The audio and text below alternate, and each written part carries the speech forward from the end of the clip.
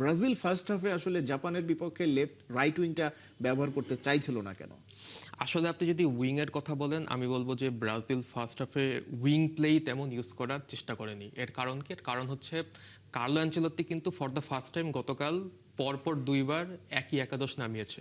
So কেন নামিয়েছে? এর কারণ হচ্ছে মরক্কোর সাথে প্রথম ম্যাচে যখন ব্রাজিল 1-1 গোলে ড্র করলো, খুব অনেক দুর্বলতা ফুটে উঠেছিল যখন ব্রাজিল 4-2-4 ফরমেশনে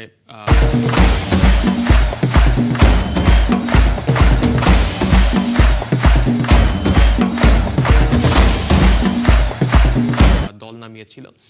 এরপর হাইতি এবং স্কটল্যান্ডের সাথে অ্যাঞ্চেলত্তি যে টোটকাটা পেয়েছিল, সেই টোটকাটা হচ্ছে যে 4-4-2 ডায়মন্ড ফরমেশন, যেই ফরমেশনে ভিনিসিয়াস জুনিয়র হচ্ছে উইং থেকে ভেতরে চলে এসেছিল ইনসাইড ফরওয়ার্ড হিসেবে, এবং রায়ান যখন রাফিনহার বদলে আসলো, রায়ানকেও কিন্তু অনেকটা ওই ইনসাইড ফরওয়ার্ড হিসেবে অ্যাটাকের সময় ইউজ করার চেষ্টা করা হয়েছিল, এবং সেই জিনিসটা স্কটল্যান্ড ম্যাচে সাফল্য এনে দিয়েছিল।